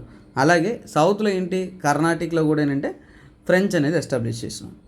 అలా ఉన్నప్పుడే యాక్చువల్గా ఏంటంటే ఈ ప్రాంతం ఎప్పుడైతే చందా సాహిబ్ గెలుస్తారో ఖచ్చితంగా ఏంటంటే ఫ్రెంచ్కి ఫేవరబుల్గా చేయాలి కదా. ఈ కావేరీ రివర్ రీజియన్ ఏదైతే ఉంటుందో అంతా కూడా డూప్లెక్స్కి ఇచ్చి అడ్మినిస్ట్రేట్ చేసుకోవడానికి కానీ వాళ్ళు వ్యాపారం చేసుకోవడానికి పర్మిషన్ ఇస్తారు. కాకపోతే ఇక్కడ ఈ డూప్లెక్స్ని ఏమంటారంటే కింగ్ మేకర్ అని కూడా అంటారు. ఎందుకు కింగ్ మేకర్ అంటే డూప్లెక్స్ వచ్చేసి 2 రాజ్యాల్లో నిజాముల్లోనూ కర్ణాటక రాజ్యాల్లోనూ హీ హ్యాడ్ ఎస్టాబ్లిష్ ద కింగ్స్ని తనే ఫామ్ చేయించాడు, తనే ఎస్టాబ్లిష్ చేసుకున్నాడు. So he is called as a king maker. చాలా గొప్పగా చెప్తున్నారు. మరి అయితే కర్ణాటక యుద్ధాల్లో మన ఫ్రెంచ్ గెలిచింది కదా, హ్యాపీ కదా అనుకుంటారు. ఇక్కడే ట్విస్ట్ ఉంది, ప్యూర్ సినిమా అని చెప్పాను. సో ట్విస్ట్ ఏంటంటే ఎండ్ ఎలా అయిందో చూద్దాం. సో ఎండ్ విషయానికి వచ్చారంటే సార్ ఎండ్ ఎందుకు అవ్వాలి సార్, అన్నీ బాగానే పోతుంది కదా, మరి ఏమి హ్యాపీగా సార్ అంటే ఇక్కడ ట్విస్ట్. ఫ్రెంచ్కి ప్రాబ్లము మన ఇండియాలో లేదండి, వాళ్ళ ఊర్లోనే ఉంది. ఎలాగంటే చూడండి ఇక్కడ మొహమ్మద్ అలీ వజా సన్ ఆఫ్ అన్వరుద్దీన్. సో చూడండి మొహమ్మద్ అలీ వజా వచ్చేసి అన్వరుద్దీన్ యొక్క కొడుకు. అన్వరుద్దీన్ కర్ణాటిక్ కదండి, కర్ణాటిక్ ప్రాంతం యొక్క ఇప్పుడు చందా సాహెబ్ ఉన్నాడు. ఎప్పుడు కూడా ఈ ఫ్రెంచ్కి టైం బాగాలేదనాల, వాళ్ళు అపాయింట్ చేసిన రాజులు అనేవాళ్ళు చాలా తప్పులు చేశారు. ఆ తప్పుల వల్ల ఏంటంటే సఫర్ అయ్యారు. అందులో ఏంటంటే చూడండి మొహమ్మద్ అలీ వజా అనే అతను వచ్చేసి కొడుకు ఎవరికి అన్వరుద్దీన్కి. ఎప్పుడైతే చందా సాహెబ్ వాళ్ళ నాన్నని చంపేశాడో కొడుకు పారిపోతాడు. ఎక్కడికి పారిపోతాడు, తిరుచిరాపల్లిలో ఒక కోట ఉంటుంది. ఆ కోటకు పారిపోతే ఆ కోటలో వచ్చేసి బ్రిటిష్ సపోర్టర్స్ ఉంటారు. సో బ్రిటిష్ అడుగుతారు ఎలాగైనా మమ్మల్ని కాపాడండి, మమ్మల్ని రక్షించండి, మా నాన్న చంపేశారు, నేను మీకు ఎప్పుడు కూడా హానరబుల్గా ఉంటాను, నన్ను మీరు రాజ్ చేశారంటే మీకు ఫేవరబుల్గా యాక్ట్ చేస్తాను చెప్తారు. కానీ ట్విస్ట్ మళ్ళీ ఇక్కడ మొదలవుతుంది. ఏంటంటే చూడండి మన చందా సాహెబ్ చేసిన తప్పు ఏంటంటే మూసుకొని ఆర్కాట్లోనే ఉంటే హ్యాపీ, తన రాజ్యాన్ని తను పరిపాలించుకుంటాడు, ఫ్రెంచ్ సపోర్ట్ ఉంటాడు, అన్నీ బాగుంటారు. కానీ మనోడేంటి, మనకు ఫ్రెంచ్ ఉంది, అన్నీ గెలిచేసాము, ఇంకా మనం తోపు తురుము దమ్ముంటే ఆపు అనే విధంగా పరిగెడతాడు. ఏంటి ఈ మొహమ్మద్ అలీ వాలాజా ఉన్నారు చూసారు, అతను తరుముకొని పోయి అంటే ఇక ఎలాగైనా కానీ తిరుచిరాపల్లిని నేను ఢీకొంటాను, తిరుచిరాపల్లి కోటని నేను ఢీకొని తను చేజిక్కించుకుంటానని పరిగెత్తేది ఎవరు, చందా సాహెబ్ ప్లాన్ వేయగానే బ్రిటిష్కి తెలివి, అవునా, అవకాశాల కోసం వెయిట్ చేసిన బ్రిటిషు అసలు. So Chanda Sahib went to attack so call తిరుచిరాపల్లిని అటాక్ చేసి ఈ మొహమ్మద్ అలీ వాలాజాని చంపేసి బ్రిటిష్ ఉనికి ఎక్కడైతే ఉందో దాన్ని కూడా లేపేద్దామని ఫిక్స్ అయ్యాడు. ఈ సమయంలోనే మళ్ళీ స్టార్ట్ అవుతుంది బ్రిటిష్. సో బ్రిటిష్కి అప్పుడు తెలివైన ఒక పర్సన్ దొరుకుతాడు, అతనే రాబర్ట్ క్లైవ్. సో అతను చాలా ఎఫిషియెంట్ పర్సన్, అలాగే ఎమినెంట్ పర్సన్, ఎన్నో యుద్ధాలు బ్రిటిష్కి గెలిపించి అలాగే బ్రిటిష్కి ఒక ఇండియాలో స్ట్రాంగ్గా ఎస్టాబ్లిష్ చేసుకోవడానికి మెయిన్ కారణం ఎవరైనా ఉన్నారంటే మన యొక్క సో కాల్ రాబర్ట్ క్లైవ్ అంట. రాబర్ట్ క్లైవ్ ఏం చేస్తాడంటే తెలివిగా ఇప్పుడు ఆర్కాట్ అనేది ఏంటి వాళ్ళ క్యాపిటల్, పారిపోయినోడు ఎక్కడికి తిరుచిరాపల్లికి వెళ్ళాడు, ఎక్కడి నుంచి ఇక్కడికి వెళ్ళిపోయాడు. ఓకే, వీడు వాళ్ళ క్యాపిటల్ని వదిలేసి ఎవరు చందా సాహెబ్ అనేది అతను క్యాపిటల్ని వదిలేసి ఎగేసుకుంటే ఎక్కడికి వెళ్ళాడు, తిరుచిరాపల్లికి. ఇప్పుడు క్యాపిటల్ ఎవరు కాపాడతారు, ఆల్రెడీ గెలిచేసామనే ఒక మదంతో వెర్రవీగుతున్నాడు కాబట్టి ఎవడొచ్చి అటాక్ చేస్తారులే అన్నట్టు ధైర్యంగా వెళ్ళిపోయాడు. కానీ బ్రిటిష్కి ఇంకోటి చుట్టుపక్కల నిజాంలు అన్నీ చూపించిన మరాఠాస్ అనేవాళ్ళు సపోర్ట్ ఇండైరెక్ట్గా బ్రిటిష్ అనేవాళ్ళు మరాఠా సపోర్ట్ అడుగుంటారు. ఆ టైంలో వచ్చేసి రాబర్ట్ క్లైవ్ వచ్చేసి ఆర్కాట్ని అటాక్ చేస్తాడు. సీజ్ ఆఫ్ ఆర్కాట్ అంటారు, హీరో ఆఫ్ ఆర్కాట్ అంటారు, ఇప్పటికి కూడా పాటలు పాడతారు. హీరో ఆఫ్ ఆర్కాట్ అనేసి గొప్పగా చెప్తారు మన యొక్క రాబర్ట్ క్లైవ్ గురించి. ఎందుకు సార్ అంత గొప్ప హీరోనా, ఏం చేశాడు సార్ అంటే ఆ పాయింట్కి మనం వస్తున్నాం అనమాట. ఇక్కడ ఏంటంటే సీజ్ ఆఫ్ ఆర్కాట్ అంటే ఈ ఆర్కాట్లో పెద్ద యుద్ధమే చేయలే. చూడండి, ఈవెన్ టుడే మీరు బ్రిటిష్ ఇండియాలో పవర్ఫుల్ అయ్యారంటే ఇక్కడ చూడండి, ఈ క్లైవ్ అనేవాడు చాలా ఇంపార్టెంట్ రోల్. బాగా చూడండి, ఇక్కడ ఒకవైపు నిజాముల్లో ఫ్రెంచ్ కంట్రోల్, కర్ణాటకలో ఫ్రెంచ్ కంట్రోల్, మొత్తం అంతా కూడా బ్రిటిష్ పడిపోయారు. ఒక మెడ్రాస్లో కొంత భాగంలో వీళ్ళు రెస్ట్రిక్టెడ్గా ఉన్నారు, వీళ్ళకి ఏం పెద్ద పవర్ లేదు, ఏం లేదు. అలాంటప్పుడు ఒక లిమిటెడ్ 200 మంది 100 మంది తీసుకెళ్ళి 300 మంది తీసుకెళ్ళాడు. ఇక్కడ 4000 మందో 8000 మంది ఉన్నారు. ఎవరికి? చందా సాహెబ్కి 8000 మంది ఆర్మీ ఎక్కడికి వెళ్ళింది? తిరుచిరాపల్లిని అటాక్ చేయడానికి వెళ్తే 300 మంది సింపుల్ ఆర్మీని, ఆయుధాలు ఇవన్నీ తీసుకునేసి ఆర్కాట్ని తీసేసుకుంటారు. ఎక్కడి ట్విస్ట్ అంటే ఆర్కాట్ యొక్క ఫార్మేషన్ ఉంటుంది చూసారా, అది చాలా ఎఫిషియెంట్గా లిమిటెడ్ సప్లైస్తో పోయి తన కోటను తీసేసుకున్నాడు. ఎప్పుడైనా కానీ రాజుకి రాజధాని లేదనుకోండి, రాజేగాడు అంతే కదా. ఇప్పుడు మన చందా సాహెబ్కి వచ్చిన సమస్య ఏంటంటే ఈ మొహమ్మద్ అలీ వాలాజాని తరుముకోకపోతే తన రాజధాని పోయింది. ఇప్పుడు ఏం చేస్తాడు? వెంటనే తిప్పించుకునేసి 8000 మంది సైన్యం వేసుకుని ఎలాగైనా అటాక్ చేద్దాం. కానీ ఆర్కాట్ కోట చాలా స్ట్రాంగ్గా కట్టుకుంటాడు కాబట్టి అంత ఈజీగా లోపలికి ఇంటర్ఫియర్ కాలేరు. సో సీజ్ అనేది వేస్తారు. అంటే ఏంటి సీజ్ అంటే ఏంటి? చుట్టుముట్టి ఇక ఎవ్వరు పోకుండా ఆపుతారు, అవునా? సో అలా ఆపి, సో ఇక్కడ ఏంటంటే ఇక ఫుడ్ సప్లై ఏమీ లేకుండా చేద్దామని చూస్తారు. ఈ చందా సాహెబ్ ఏంటి క్యాపిటల్ లాస్ అయిపోయాడు, అవునా? చందా సాహెబ్ పరిస్థితి ఏంటి? He loss the capital of Arcot and later killed. So తర్వాత వచ్చేసి యుద్ధంలో చనిపోతాడు. ఆ స్టోరీలోకి మళ్ళీ వద్దాము. కాకపోతే ఈ ఆర్కాట్ యుద్ధం అనేది మీకు తెలుసుకోవాలి. సో ఇక్కడ నేను స్టోరీ ఇక్కడ రాయలేదు, బట్ చెప్తున్నాను చూడండి. ఈ హీరో ఆఫ్ ఆర్కాట్ ఎందుకంటారంటే చూడండి, రాబర్ట్ క్లైవ్ వచ్చేసి ఏంటంటే ఆ కోటను కాపాడుతాడు. ఈ చందా సాహెబ్ కొడుకు 8000 మంది వీళ్ళంతా సైన్యం వచ్చి అటాక్ చేస్తే వీళ్ళందరూ అటాక్ చేస్తుంటారు. టెన్షన్, ఇంకా అందరూ కూడా లోపల గుప్పట్లో చేతులంతా భయపడుతూ ఇక మనమంతా చచ్చిపోయాము. చుట్టూ 8000 మంది ఉన్నాం, 300 మంది ఉన్నాం. ఆల్రెడీ యుద్ధంలో 100 మంది చనిపోతారు, ఇంక 200 మంది ఉన్నారు. అప్రాక్సిమేట్లీ 100 to 200 మెంబర్స్ ఉన్నాయి. ఏం బతుకుతాం, మనమంతా ప్రాణం పోతుంది అన్నప్పుడు రాబర్ట్ క్లైవ్ అంత పెద్ద ఆర్మీ పర్సన్ కాదు, పెద్ద ఎక్స్పర్ట్ ఇదేం కాదు, ట్రైన్డ్ పర్సన్ కాదు, సింపుల్ పర్సన్, వ్యాపారం కోసం వచ్చిన ఒక simple person, political diplomatic power ఉన్న పర్సన్. కానీ అతని తెలివి ఎలాంటిదంటే గ్యారీసన్ ఆయుధాలు ఇవన్నీ తీసుకొని తెలివిగా వచ్చేసి నైట్ టు నైట్ అటాక్ చేశాడు అనమాట. ఈ యుద్ధాన్ని చదివితే భలే ఇన్స్పైరింగ్ ఉంటుంది, ప్యూర్ సినిమా అన్న. అందుకే ఏం చేస్తాడంటే క్లైవ్, ఇక్కడ వీళ్ళంతా 8000 మంది ఉన్నారా, సో అక్కడ ఉన్నప్పుడు వాళ్ళ సెటిల్మెంట్స్ ఉన్నాయి కదా, సీక్రెట్గా రాత్రి పోయేసి మొత్తం అందరినీ అటాక్ చేశాడు. సో ఇప్పుడు ఏంటంటే ఈ వాలాజెస్కి ఈ చందా సాహెబ్ ఆర్మీ ఉంది చూసారా, వీళ్ళకి తెలియదు ఎంతమంది వచ్చి అటాక్ చేస్తున్నాను. సో ఆ భయంతో వాళ్ళు చల్లా పరిగెత్తినారు, ఎటుపక్క పరిగెత్తాలి తెలియకుండా పరిగెత్తినారు. వాళ్ళని చంపేసి మళ్ళీ వీళ్ళు పరిగెత్తూ వచ్చేసి కోటలోకి వచ్చేసారు, సేఫ్టీ. ఇప్పుడు ఇదిలా అయ్యింది. అదే టైంలో వచ్చేసి సీక్రెట్గా లెటర్స్ పంపించారు. ఎవరు? రాబర్ట్ క్లైవ్ మరాఠాస్కి. అయ్యా స్వామి, మీరు రండి, మమ్మల్ని కాపాడండి, మేము బతికినామంటే మీకు ఇంకా కావాల్సిన డబ్బులు ఇస్తాము, అన్నీ ఇస్తాం. అప్పుడు మరాఠాస్ చెప్పారు, నువ్వు ముందు డబ్బులు పంపి గురు, అప్పుడు మేము వస్తాము అంటారు. ఈ ఇన్ఫర్మేషన్ ఎక్కడికి వెళ్తుంది? సో కాల్డ్ యూరోప్, ఇంగ్లాండ్కి వెళ్ళిపోతుంది. ఇంగ్లాండ్, అబ్బా మనోడు ఒకడు దమ్ము దిల్లు చూపించుకుంటే వీరుడిలాగా ఎంతమంది 8000 మంది సైన్యాన్ని 100 మందితో ఆపుకొని ఒక కోటను కాపాడుకుంటున్నా అంటే ఖచ్చితంగా మనము వెళ్ళాల్సిందే. వెంటనే శాంక్షన్ చేసింది, ఇక్కడ అమౌంట్ ఇచ్చారు. వెంటనే మరాఠాస్ కూడా ఆర్మీ రెడీ అయిపోయింది. ఇప్పుడు చందా సాహెబ్కి ఏం కావాలా, ఎలా మనము ఇంకా మరాఠా ఆర్మీ వచ్చిందంటే చందా సాహెబ్ నిలబడ్డు తెలిసిపోతుంది. సో ఎలాగైనా సరే దీన్ని ఢీకొనాలనేసి దే విల్ స్టార్ట్ అటాకింగ్ అనమాట. నేను ఇక్కడ వచ్చేసి అందరినీ చంపేస్తాను. కానీ కోట ఎలాంటి సేఫ్టీ అంటే హై గ్రౌండ్స్ నుంచి కూడా ఈజీగా వచ్చి కోటలు అందుకే కట్టారు, సేఫ్ గార్డింగ్. సో వెయిట్ చేయండి, మా పాప వెయిట్ చేస్తాను. సో మొత్తానికి ఏంటంటే ఈ కోటను వచ్చేసి చాలా స్ట్రాంగ్ హోల్డ్ చేసి ఇతను ఖచ్చితంగా వచ్చేసి నోబడీ కెన్ అటాక్ అనే విధంగా మిగతా మంది చంపేస్తారు. ఒక 10-20 మంది చనిపోతారు, కానీ వాళ్ళలో 1000 మంది చనిపోతారు అనమాట. అంత ధైర్యంగా అటాక్ చేస్తారు క్లైవ్. అందుకే ఇప్పటికి కూడా క్లైవ్ అంటే ఒక హీరోలాగా సెలబ్రేట్ చేస్తూ ఉంటారు. తర్వాత ఏంటంటే ఇప్పుడు మొత్తానికి మరాఠాస్ వస్తారు, చందా సాహెబ్ మళ్ళీ ఓడిపోతాడు. ఇప్పుడు ఫ్రెంచ్ కంట్రోల్లో ఉన్న కర్ణాటక ఏదైతే ఉంటుందో, ఇన్ఫ్లుయెన్స్ ఉన్న కర్ణాటక పోయిందనమాట. ఎప్పుడైతే పోయిందో ఇప్పుడు మళ్ళీ బ్రిటిష్ పవర్లోకి వచ్చారు, అవునా? పవర్లోకి రావడమే మాత్రం కాకుండా మొహమ్మద్ అలీ వాలాజా ఎవరైతే ఉన్నాడో, సో అతన్ని ఏం చేస్తారంటే నవాబ్ చేస్తారు. ఇప్పుడు కర్ణాటక నవాబ్ ఎవరు? Mohammed Ali Walajah, who is favoured from so called British. ఇప్పుడు ట్విస్ట్ ఏం తెలుసా, ఇక్కడ మెయిన్ ట్విస్ట్ అంటే ఫ్రెంచ్ గవర్నమెంట్, ఈ ఫ్రెంచ్ ఈస్ట్ ఇండియా కంపెనీ అనేది ఒక గవర్నమెంట్ కంపెనీ అంటే డబ్బులు గవర్నమెంట్ పంపించాలా, కానీ గవర్నమెంట్ సపోర్ట్ చేస్తుందా? లేదు. ఎందుకని? డూప్లెక్స్ చేసిన యుద్ధాల వల్ల, తను చేసిన ఆర్మీ వల్ల వాళ్ళకి కంపెనీ అనేది లాభాల్లో నడవాల్సి నష్టంలో నడుస్తుంది. ఈ నష్టం లెక్కలన్నీ డూప్లెక్స్ చేసి అడుగుతాడు, అబ్బా మీరు కొద్దిగా హెల్ప్ చేయండి, ఆర్మీ పంపించండి, ఇప్పుడు మనమంతా కూడా ఇండియాలో కొన్ని ప్రాంతాలను కంట్రోల్ తీసుకుంటే.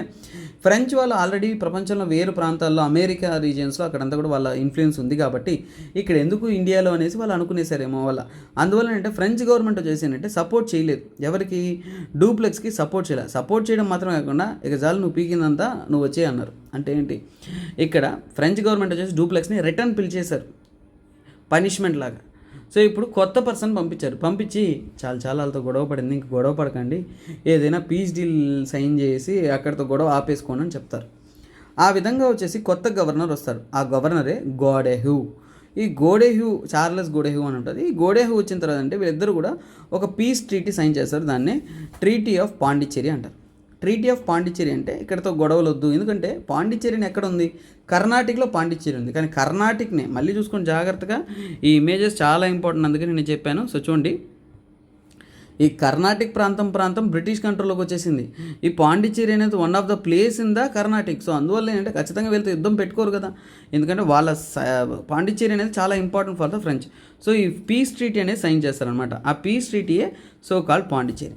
సో ఇక్కడ కూడా ఏం చేస్తారు అంటే, ఇక వద్దు చాలు, స్టేటస్ కో అంటే ఏంటి, ఇక్కడ మనము గొడవ పడద్దు, ఇద్దరం ఒక న్యూట్రల్ అండర్స్టాండింగ్కి వస్తాము, ఇంతటితో ఏంటంటే యుద్ధాన్ని ఆపుకుంటాము. తర్వాత ఏంటి, వాళ్ళ ఇన్ఫ్లుయెన్స్ అంటే ఇక నుంచి కూడా మేము ఇండియన్ పాలిటిక్స్లో దిగాం, మీరు కూడా ఇండియన్ పాలిటిక్స్లో దిక్కండి, వాళ్ళు పరిపాలించుకొని మనం చూసుకుందాం అనే విధంగా విత్డ్రావల్ చేద్దామనేది ఈ ట్రీటీలో సైన్ చేశారు. ఇది మాత్రమే కాకుండా డూప్లెక్స్ అనేది ఇక ఫ్రాన్స్కి పిలిపిస్తాం. ఎందుకు, బ్రిటిషర్స్ చెప్తారు మీకు ప్రాబ్లం లేదు, ఇతనే కదా మీ దగ్గర ఎక్స్ట్రా చేశాడు, మేము అతన్ని ఇలా కూర్చేస్తామనేసి తీసుకెళ్ళిపోయారు ఎక్కడికి, ఫ్రాన్స్కి. సో అలా ఏంటంటే డూప్లెక్స్ కూడా రిటర్న్ తీసుకొని వెళ్ళిపోయారు. సో దీంతో ఏంటంటే ఈ యుద్ధం అనేది ఎండ్కి వచ్చిందనమాట. తర్వాత యుద్ధం ఏంటంటే so called Carnatic war 3. So ఇది నెక్స్ట్ వీడియోలో నేను కంటిన్యూ చేస్తాను, ఎందుకంటే ఆల్రెడీ టైం అనేది 40 minutes దాటింది. సో మన క్లాస్ ఎప్పుడు కూడా 25 to 40 minutes అనేది నా యావరేజ్ నేను ప్లాన్. సో అందులో దానికి స్టిక్ అయ్యాయి. నేను ending this class here and I will continue in the next session ఏంటంటే ఫ్రెంచ్ ఇన్ ఆంధ్ర వచ్చేసి ఎలా ఇన్ఫ్లుయెన్స్ స్టార్ట్ అయిందంతా కూడా మనము చక్కగా తెలుసుకుంటాం.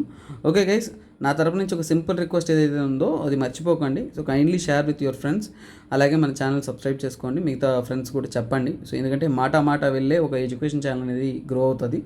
So kindly be part of it. So this is me SP Rajan signing off. Have a nice day, bye, take care. And next క్లాస్లో వచ్చేసి మీకు కర్ణాటక వార్స్ గురించి తెలుసుకుందాం, వార్ 3 గురించి తెలుసుకుందాం.